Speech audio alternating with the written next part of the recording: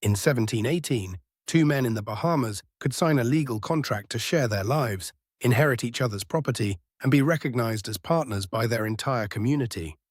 That is 300 years before the United States Supreme Court legalized same-sex marriage. And the people who made that possible were pirates, not enlightened philosophers, not radical politicians. Pirates. The same people we associate with murder, theft, and scurvy. The show Black Sails gave us a version of Nassau that felt almost too wild to be real. A lawless paradise where former slaves stood shoulder to shoulder with captains and where the rules of the so-called civilized world simply did not apply. But here is the thing that kept nagging at me as I re-watched the series. The real Nassau might have actually been more radical than the fictional one. So today we are going to put the show side by side with the historical record and ask some questions that honestly made me rethink what the word civilization even means. So first, the foundational question: was Nassau actually a republic, or is that just a romantic label historians slapped on a bunch of criminals squatting on a beach? And the answer is genuinely surprising. Between roughly 1706 and 1718, the island of New Providence in the Bahamas became home to somewhere between 500 and 1,000 pirates at any given time. The British had technically claimed it, but after Spanish and French raids destroyed the local government, nobody was left to enforce colonial law. Into that vacuum stepped pirates, and they did not just party. They governed. Nassau had a rotating system of leadership. Benjamin Hornigold, one of the founding figures, was essentially elected as a kind of magistrate by popular consensus. They established rules about trade, about the distribution of goods, about how disputes between crews would be settled on land. Black Sails captures the chaos of Nassau beautifully, the taverns, the brothels, the constant threat of violence, but the show sometimes undersells how organized this place actually was. The real pirate republic was messy, absolutely, but it functioned. Ships came in and out, merchants traded with pirates openly. There was an economy, and at the center of it all was a democratic tradition that puts most European nations of the era to absolute shame. Which brings us to the second question, and this one is a big deal. Were pirate crews genuinely more democratic than the governments that wanted to hang them? The answer is unambiguously yes. On a pirate vessel, the captain was elected by majority vote of the entire crew. Let that sit for a moment. In 1715, King George sat on the British throne by divine right and hereditary succession. Meanwhile, out on the Caribbean, a ship full of outlaws was holding elections. And it went further than just choosing a captain. The captain could be voted out at any time. Outside of battle, the captain had no special authority. Day-to-day decisions were made collectively. The real power on most pirate ships rested with the quartermaster, who was also elected and who served as a check on the captain's authority, essentially functioning as a speaker of the house. Crews drew up written articles before every voyage, documents that every man signed or marked with an X. These articles laid out the rules, the division of plunder, compensation for injuries, a literal disability insurance policy. You lose a right arm, you get 600 pieces of 8. Left leg, 500. These were negotiated contracts between free men who could walk away if they did not like the terms. Black Sails gives us Flint as this towering, almost tyrannical figure, and that makes for incredible television. But historically, a captain like Flint would have lasted about one voyage before his crew replaced him with someone who actually listened to them. The show's Charles Vane is honestly closer to historical reality in terms of how pirate captains operated. Charismatic enough to hold loyalty, but always aware that his position depended on the consent of the governed. Now the question from the opening. The institution was called matelotage, from the French word for sailor, and it was widespread among Caribbean pirates and buccaneers.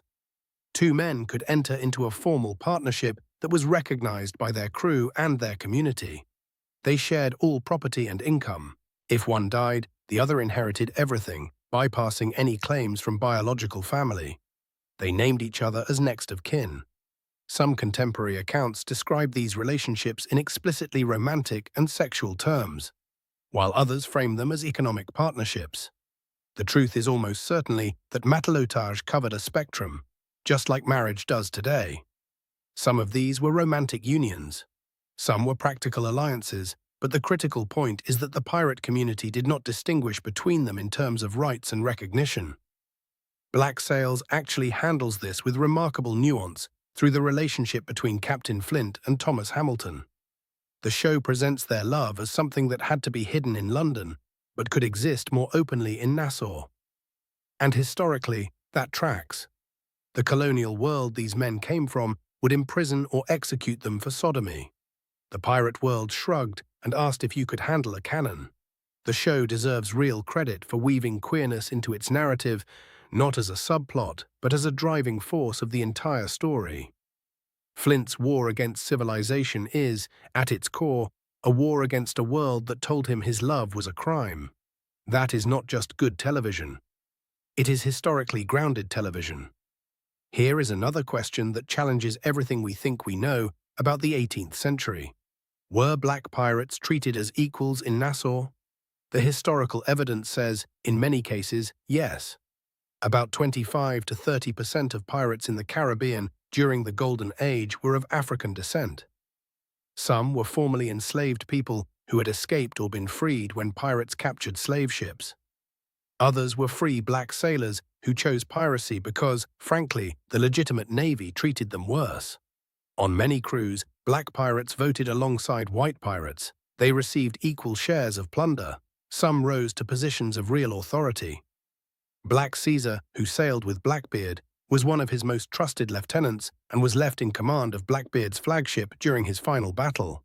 This was happening in an era when the Atlantic slave trade was accelerating, when the economies of the Caribbean ran on the brutalization of African bodies. Black Sails gives us Mr. Scott as a prominent character and touches on the community of formerly enslaved people on the island. But the show arguably could have gone even further. The real Nassau was a place where a black man could vote for his captain, earn equal pay for equal work, and fight alongside white crewmates who recognized his competence. Was it a racial utopia? No. Prejudice did not vanish just because you hoisted a black flag. Some pirate crews did sell captured enslaved people for profit. The record is contradictory and complicated, but compared to literally every other institution in the Atlantic world at the time, pirate ships were radically, almost unbelievably egalitarian. So if this society was so functional, so progressive, so far ahead of its time, why did it only last about 12 years? This is maybe the most important question, and the answer is both simple and devastating. The British Empire decided it could not allow it to exist. In 1718, King George sent Woodes Rogers to Nassau with a royal pardon in one hand and a hangman's noose in the other. Accept the pardon, return to law-abiding life, and all is forgiven. Refuse and swing. Black Sails builds its entire final season around this moment, and it gets the emotional core exactly right. Rogers was not just there to stop piracy. He was there to reassert a social order, to remind everyone that there was a proper hierarchy, that some people were meant to rule and others were meant to obey. Many pirates took the pardon. Hornigold, who had helped build the Republic, became a pirate hunter for Rogers. Others, like Vane and Rackham, refused and were eventually captured and executed. Calico Jack Rackham was hanged. His body was displayed in a cage as a warning. The Republic died not because it failed internally, but because it succeeded in a way that threatened the most powerful empire on Earth. A functioning democracy with racial equality and same-sex partnerships was not just inconvenient for the British Crown. It was an ideological threat. If pirates could govern themselves, what exactly did anyone need a king for? The real pirate republic lasted barely a decade, but in that sliver of time, a group of outcasts stumbled into social innovations that the rest of the world would not catch up to for centuries. Black Sails understood something essential about that story, that Nassau was not just a haven for criminals.